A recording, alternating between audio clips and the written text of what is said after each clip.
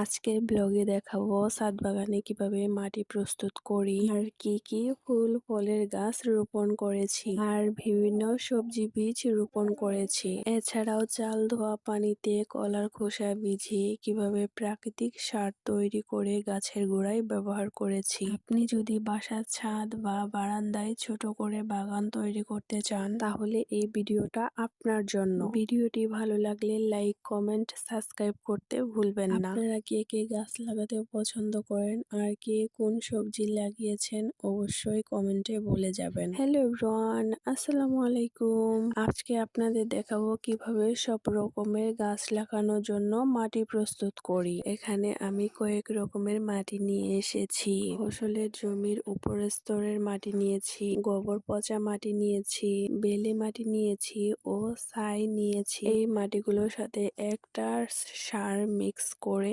ভালোভাবে মাটিগুলো মিক্স করে নেওয়া হচ্ছে। আমি আমার ছাদ বাগানে এভাবেই মাটি প্রস্তুত করে সব রকমের গাছ লাগাই। এভাবে মাটি প্রস্তুত করে আমার সবজি গাছগুলো থেকে ভালো ফলন পেয়েছি। গাছ লাগানোর আগে মাটি ভালোভাবে প্রস্তুত করা খুবই গুরুত্বপূর্ণ, কারণ ভালো মাটি হলো ভালো ফলনের চাবিকাঠি। তো বন্ধুরা, দেখতেই পাচ্ছেন আমার হাতে দুটি গাছ, একটি হচ্ছে লেবু গাছ, একটি ফুল গাছ।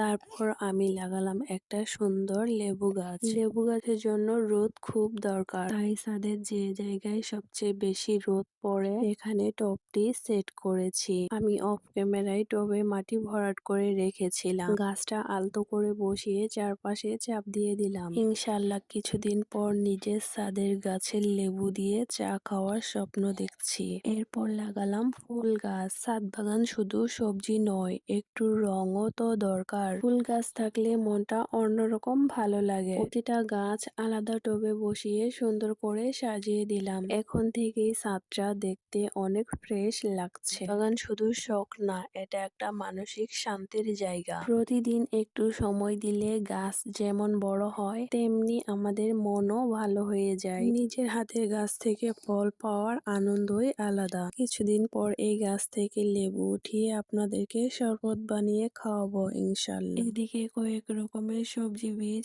আমি আগের থেকেই পানিতে ভিজিয়ে রেখেছিলাম যাতে দ্রুত অঙ্কুরোদ্গম হয়। সন্ধ্যা হওয়ার সাথে সাথেই শুরু করলাম বীজ রোপণের কাজ। টবের উপরে মাটি একটু আগলা করে ছোট ছোট গর্ত করলাম, খুব গভীর না, কারণ বেশিরভাগ সবজির বীজ বেশি গভীরে দিলে উঠতে সমস্যা হয়। আমি এখানে নিয়েছি চাল কুমড়া, মিষ্টি কুমড়া, ধুন্দল, শসা ও পুঁই শাকের বীজ। সিজনে আপনারা কে কোন বীজ লাগিয়েছেন অবশ্যই কমেন্ট করে জানাবেন। সবগুলো বীজ লাগানো শেষ হলে উপরে পাতলা করে মাটি চাপা দিলাম। সর্বশেষে আমি দিয়ে দিলাম প্রাকৃতিক সার। এই পানিতে প্রচুর পটাশিয়াম আর পুষ্টি থাকে, যা গাছের দ্রুত বৃদ্ধিতে উপকারী। কোনো কেমিক্যাল নয়, পুরোটাই প্রাকৃতিক উপায়। ভিডিওটি ভালো লাগলে লাইক দিও আর কমেন্ট করে জানিও কোন সবজি গাছ লাগালে ভালো হবে। নিত্য নতুন ব্লগ ভিডিও দেখতে চ্যানেলটি সাবস্ক্রাইব করতে ভুলবে না।